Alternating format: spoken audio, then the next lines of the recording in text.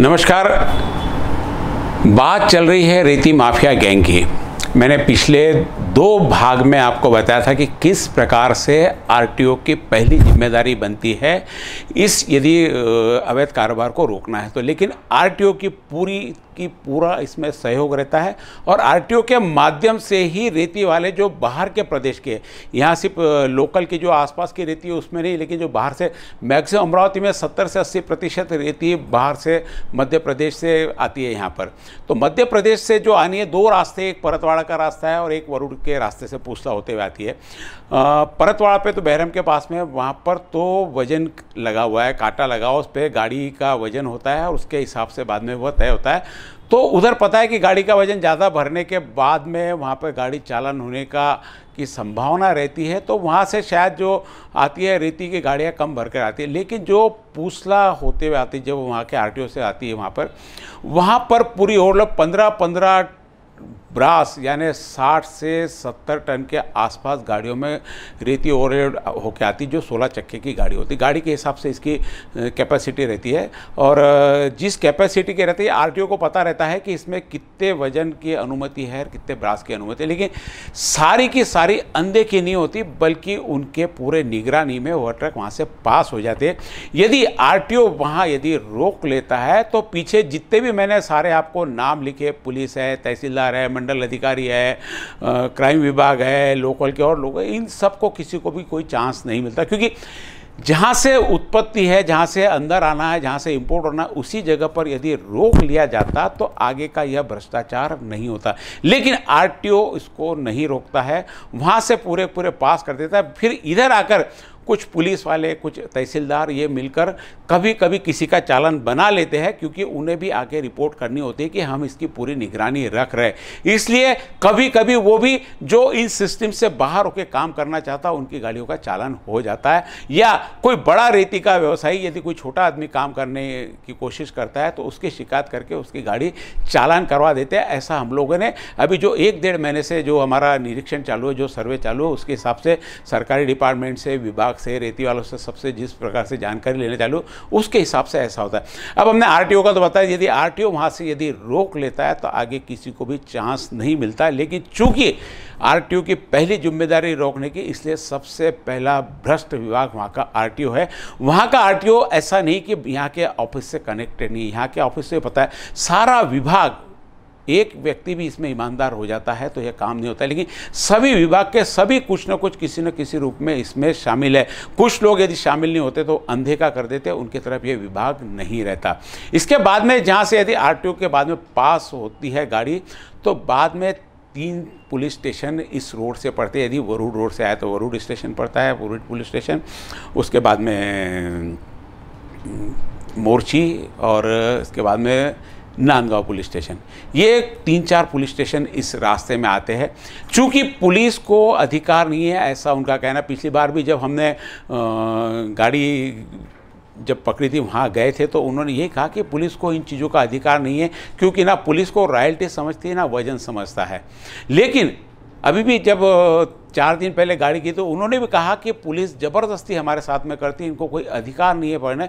लेकिन उसके बावजूद पुलिस गाड़ी पकड़ती है, क्योंकि पकड़ी है और गाड़ी को पुलिस स्टेशन में ले जाया गया है। क्योंकि जब मीडिया और सारे चीज़ आते तो वहाँ उनकी भी जिम्मेदारी बन जाती कि ईमानदारी से काम करे, तो वह गाड़ी लेके पुलिस स्टेशन में जाते हैं। पुलिस स्टेशन वहाँ पर तहसीलदार को बुलाता है, वो पूरी गाड़ी के निरीक्षण होता है और सारी चीज़ें होते होते आखिरी में जो रिजल्ट निकलना वो समय के बाद में निकलता है। और बहुत ज़्यादा इसमें इंक्वायरी, क्योंकि बहुत गाड़ियां चालान आती, कुछ गाड़ी चालान हुई, कुछ लोग कोर्ट में गए, तो पुलिस को इसमें कई बार पेनल्टी भी लगी है। तो पुलिस उस डर से कई जगह हाथ नहीं डालती। लेकिन पुलिस से यदि हाथ देकर गाड़ी रोक दी तो उस गाड़ी वाले को कम से कम नहीं तो 50,000 से लाख रुपए की पेनल्टी बैठने की संभावना रहती है। यह पेनल्टी ना बैठे, इसलिए पुलिस भी यदि कोई हाथ देती है तो सारे पुलिस स्टेशन मैनेज करके चला जाता है वहाँ से। हर पुलिस स्टेशन वाले को पता है कि मेरी यहाँ से गाड़ी ओवरलोड जा रही है, लेकिन उस गाड़ी को रोकते नहीं है। कुछ पुलिस वाले फिर रोक लेते आगे। पिछली बार ऐसा है, हमारा पूरा जो ये हुआ 9 अप्रैल की जो 2 गाड़ियाँ पकड़ी थी टोल नाके पर, जिसमें क्राइम विभाग के अमरावती के राज किरण येवले ने वहाँ पर गाड़ी पकड़ी थी, जिसका पत्र मैंने पिछली बार बताया था, उन्होंने पूरी गाड़ी पकड़ी, ईमानदारी से काम किया, गाड़ी का वजन काटा किया और गाड़ी तहसीलदार के हवाले कर दी।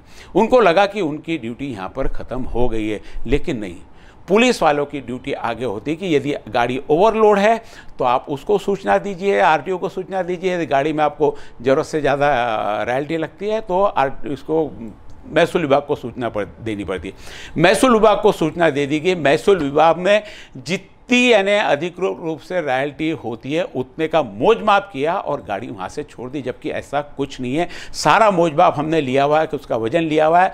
वो सारी चीज़ें अभी तहसीलदार से हमने अभी एसडीओ के पास में भी शिकायत की है तहसीलदार की, कि तहसीलदार ने पूरा भ्रष्ट व्यवहार करके ये गाड़ी छोड़ दी है। बात आ रही है, हम बात कर रहे हैं दूसरे नंबर पर जो आता है पुलिस जैसे जहाँ पर रोक लेती है, क्योंकि पुलिस के बाद में ही सारी कार्रवाई होती है, कार्रवाई कोई भी करे पुलिस का उसमें इन्वॉल्वमेंट हो जाता है। अब जैसे 9 तारीख को मैंने बताया था कि 2 गाड़ी चालान की थी और येवले ने वहाँ पे रोकी थी गाड़ी, तो हमने पुलिस विभाग से पूछा कि जब आपने गाड़ी रोकी या तो आपको किसी अधिकार के अंतर्गत रोकी होगी गाड़ी, तो जो अधिकार थे उसके अंतर्गत आपने आरटीओ को सूचना क्यों नहीं दी? क्या आरटीओ को सूचना देना आपका काम नहीं था? उन्होंने महसूल विभाग को तो सूचना दे दी। महसूल विभाग का पूरा रेती वालों से सेटिंग है, क्योंकि मैंने बताया कि इस गैंग में सारे लोग शामिल है, आरटीओ, उसके बाद में पुलिस वाले, उसके बाद में महसूल विभाग, ये तीनों विभाग, और इसके बाद में छूट भैया जितने भी रास्ते में लोग आते हैं सब लोग इसमें शामिल रहते हैं। जैसा कि रवि राणा ने बताया था, एक ट्रक के पीछे 25,000 की रिश्वत दी जाती है। कई लोगों ने पूछा कि 25,000 की रिश्वत कैसे दी जाती है? सोशल मीडिया पर जब वीडियो अपलोड होता है तो नीचे बहुत सारे लोगों के कमेंट्स आते हैं। तो हर पुलिस स्टेशन इनका बंधा हुआ था, हर पुलिस स्टेशन पर एक गाड़ी के पीछे उतना पैसा देना होता है। वो पुलिस स्टेशन बंधे हैं, मंडल अधिकारी को देना पड़ता है, तहसीलदार को देना पड़ता है, प्लस यहाँ के पुलिस स्टेशन को देना पड़ता है, यहाँ के क्राइम विभाग को देना पड़ता है। और ये सब इसलिए पैसा लेते कि इनको ये कहते कि हमको ऊपर देना। अब ऊपर क्या है मुझे पता नहीं, ऊपर तक मैं गया नहीं, लेकिन ऊपर देना पड़ता है पैसा, ऐसा बोल के आपसे सारे पैसों की वसूली की जाती। ऐसे मैंने ये क्राइम विभाग को पत्र दिया था, यहाँ पे अमरावती के जो क्राइम विभाग के पुलिस इंचार्ज है उनको लेटर दिया था कि आपके यहाँ से ऐसी ऐसी गाड़ी इस दिन रोकी गई थी, क्या आपकी ड्यूटी नहीं बनती कि आरटीओ को इसकी सूचना देते? तो आज तक ये लेटर मेरा दिया हुआ था 21 अप्रैल 2022 को, 1 महीने के ऊपर हो गया, लेकिन पुलिस विभाग ऐसा लगता है कि किसी को उनको कोई जवाब देना नहीं है, वो जो सरे करे वो कायदा। उन्होंने कह दिया ये गलत है तो गलत है, उन्होंने कह दिया सही है तो सही है। हम लोग पिछले 2-3 महीने से सारी इन चीज़ों की हरकतों को पुलिस को देख रहे हैं। पुलिस ने जो कर दिया वो कायदा। पुलिस ने किसी पे 307 लगा दिया तो लगा दिया, 353 लगा दिया तो लगा दिया। क्यों पूछने का आपको अधिकार नहीं है? आप सारी चीज़ें जाके कोर्ट में पूछो।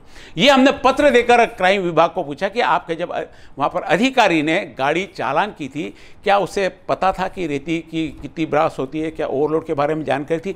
यदि नहीं जानकारी थी तो बिना जानकारी के व्यक्ति वहाँ किसके आदेश से गया और किसके आदेश से वह गाड़ी छोड़ी गई तो तहसीलदार के आदेश पे। लेकिन क्या आरटीओ को सूचना देना जरूरी नहीं था? यदि आरटीओ को सूचना देते तो निश्चित रूप से उस दिन और कार्रवाई हो सकती है।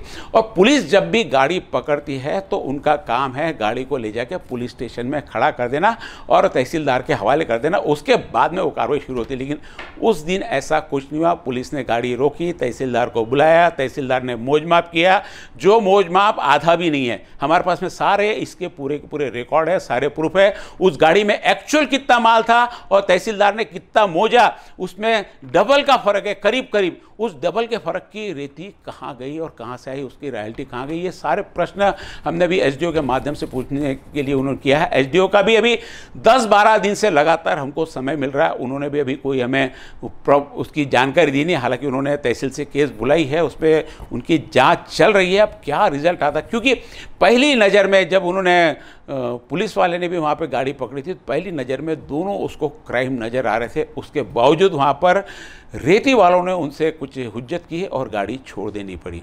दूसरे नंबर पर अभी जो इस माफिया गैंग में शामिल लोग पुलिस आती है, क्योंकि पुलिस भी रोकती है, कहीं ना कहीं उसका इंटरेस्ट होता है। वह क्या इंटरेस्ट है यह आप सबको पता है। आपको यह जो जानकारी दी क्या आपको सही लगती है तो आप नीचे कमेंट्स बॉक्स में ज़रूर लिखिए। आपके साथ में भी यदि ऐसा हादसा हो तो आप ज़रूर हमें सूचना दीजिए, हम हमारे माध्यम से उसे प्रसारित करने की कोशिश करेंगे। क्योंकि हर लोग बोलते हैं कि पुलिस रिश्वत लेती है तो उसके लिए एसीबी, आप एसीबी के पास जाइए। अब हमारा काम यह है है कि जहां अपराध हो रहा है, जहां ऐसे अवैध धंधे हो रहे हैं, उसकी सूचना पुलिस तक और आम नागरिक तक दे देना। अब वो कब पैसे दिया, क्या दिया, उसकी ट्रैप करना, ये हमारा काम नहीं। हमारा काम है पुलिस को सूचना देना, प्रभाग को सूचना देना, शासन को सूचना देना। उसके बावजूद नहीं करते तो उसके अपर अधिकारियों को देने। जैसे तहसीलदार को हमने सारी की सारी सूचना दी थी, उन्होंने नहीं किया तो हमने अभी एसडीओ के पास में केस दिए। यदि एसडीओ भी नहीं करेंगे तो फिर कलेक्टर के पास में, और कलेक्टर भी बाद में नहीं करते तो हमारे पास में कोर्ट एक साधन है। क्योंकि सारा का सारा भुर्दंड जो भुगतना पड़ता है अमरावती की जनता को भुगतना पड़ता है। जितनी रिश्वत जाती है सारे अमरावती के लोगों के जेब से निकाली जाती है। आज के एपिसोड में बस इतना ही। आपको कैसा लगा हमें जरूर फेसबुक पे, यूट्यूब पे या हमारे व्हाट्सएप पे लिखकर कमेंट्स कीजिए। यदि आपको यह जानकारी सही लगती है, नहीं लगती, जो भी लगती है, आप अपने विचार इस जो भी आप माध्यम से देख रहे हैं, यूट्यूब के माध्यम से, फेसबुक के माध्यम से, इंस्टाग्राम के माध्यम से, ट्विटर के माध्यम से, या हमारे टीवी चैनल पे जहां पर भी देख रहे हो, आप नीचे जरूर हमें कमेंट्स कीजिए कि आपको यह सारी जानकारी कैसी लग रही है। और यदि आपने हमारा यूट्यूब चैनल सब्सक्राइब नहीं किया, यदि आपने हमारा फेसबुक चैनल फॉलो नहीं किया, ट्विटर नहीं किया, आपको सोशल मीडिया पे सारी की सारी जानकारी तुरंत मिलती रहेगी। और आपको हमारा लाइव टीवी यदि आपके घर में टीवी नहीं है तो हमारे वेबसाइट पर जाइए, city24.news पे आपको लाइव चैनल दिखेगा। वहाँ पर एंड्रॉयड ऐप भी आप डाउनलोड कर सकते हैं, उसमें भी आपको लाइव 24 आवर्स हमारा चैनल दिखेगा। यदि आपका टीवी नहीं है घर में, आपके पास कनेक्शन नहीं है, आपके पास में लोकल टीवी का नेटवर्क नहीं है, तो कोई बात नहीं, आपको इस सभी माध्यम पे हमारा चैनल आपको लाइव दिखता रहेगा। नमस्कार।